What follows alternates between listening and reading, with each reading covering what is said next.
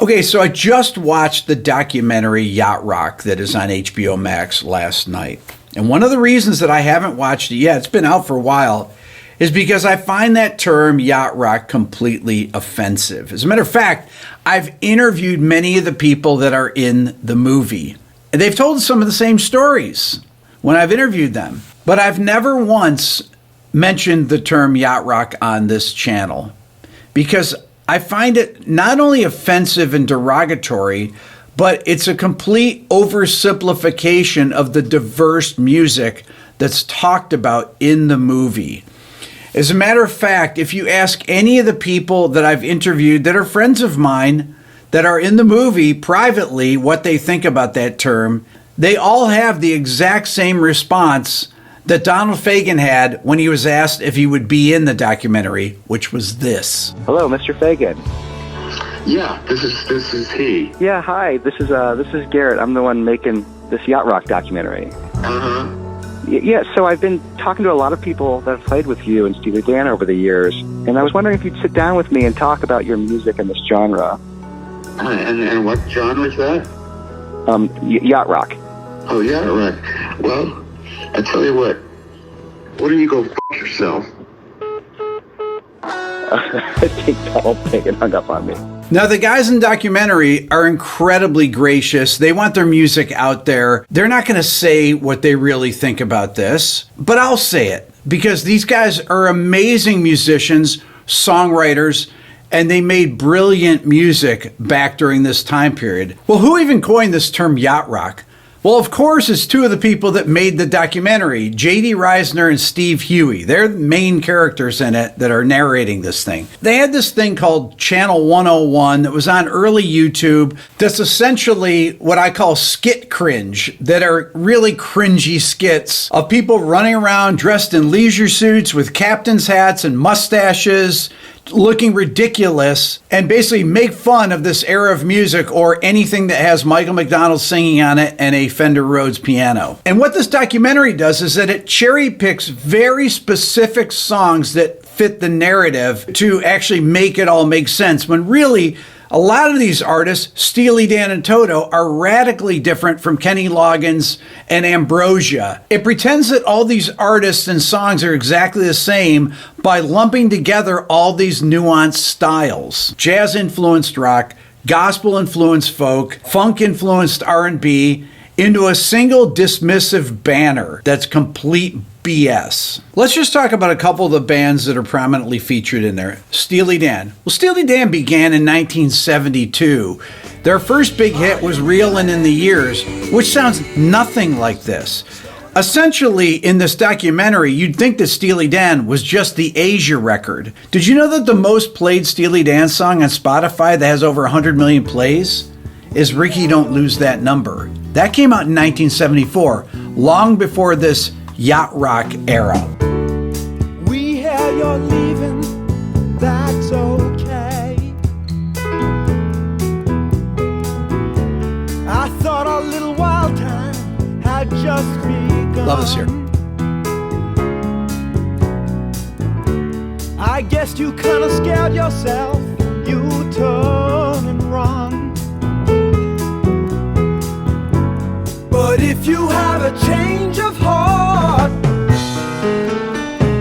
Ricky don't... You know, when I interviewed Michael Omartian, who's mentioned multiple times in the documentary, but then was not interviewed, I asked him about the piano part on this song that he played and how it's really kind of country in style. What would you call the style of playing, though, of your accompaniment here in the verse? Oh, almost country. Right? Isn't it? Did I do that?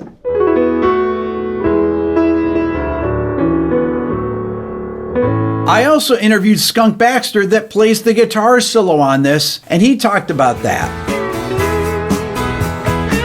Just some straight ahead stuff. And then playing the pentatonic scale against a chord that doesn't really want a pentatonic scale says, okay, now we're going to go somewhere else. Right. So the Little Beaver, Curtis Mayfield, Jimi Hendrix, sliding fifths stuff. Now we can move out. Now it's my turn to move away from the typical. And stretch. A couple years after Pretzel Logic, that Ricky Don't Lose That Number was on, they did a record called The Royal Scam in 1976. The Royal Scam features songs like Kid Charlemagne that I featured on this channel. As a matter of fact, I interviewed the rhythm section. Bernard Purdie on the drums, that played with Aretha Franklin, along with the bass player Chuck Rainey, that's on a million records. Both of them are. Could you feel your whole world fall apart and fade away? Get along, Kid Charlemagne. Now, why didn't they ask Chuck Rainey and Bernard Purdie to be in the documentary? Well, because they didn't fit the narrative. I've had them both on my channel, in addition to Larry Carlton, who wasn't in there, that played the amazing solo on this song.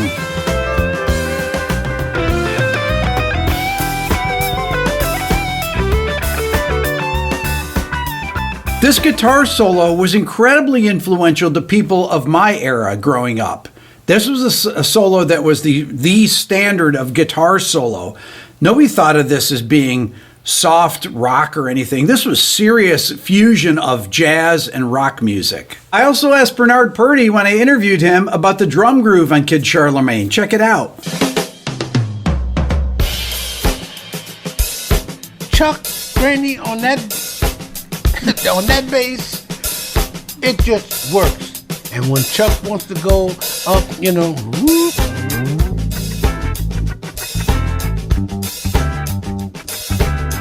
If I were a drummer, I'd play just like him. And if he were a bass player, he'd play just like me. Another thing that was missing from the movie was the title track of the Asia record, the song Asia, which featured a Steve Gadd drum solo and Wayne Shorter incredible sax solo that were really influential to musicians of that time. I'm talking about this.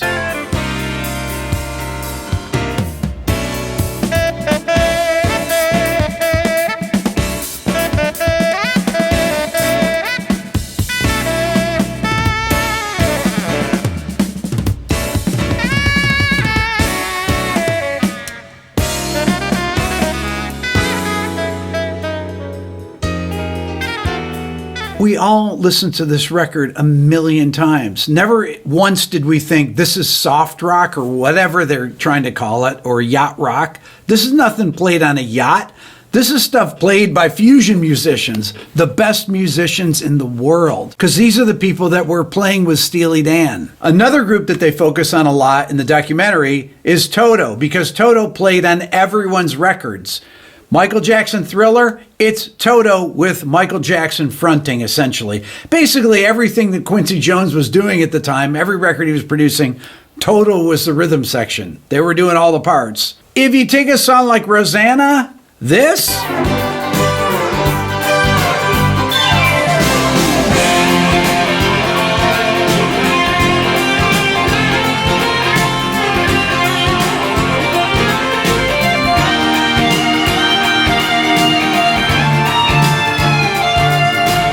That is rock. That's not soft rock. That's not yacht rock. Or this.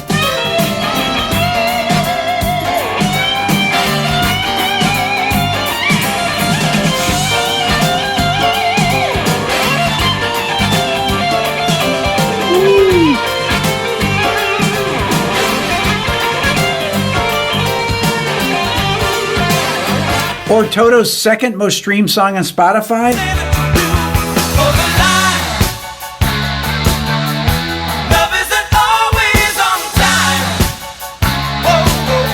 That's not soft rock. That's ridiculous. Another one of the artists that the documentary focused on was Christopher Cross. Now, Christopher Cross, I made a video about the greatest solo that you can't hear, which is the ending solo to Ride Like the Wind, which is about 4 dB from being one of the best rock guitar solos of the 80s. Here it is.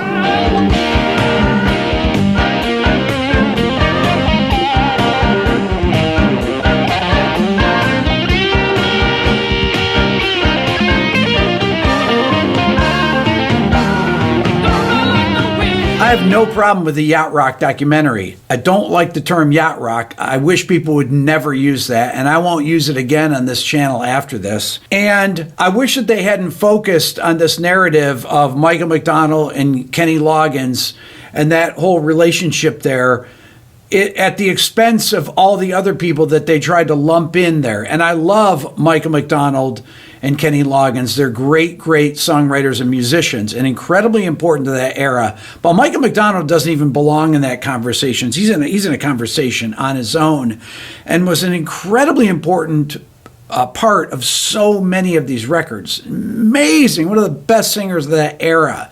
So I would love to know your thoughts on this. Leave a comment, hit subscribe. Thanks for watching.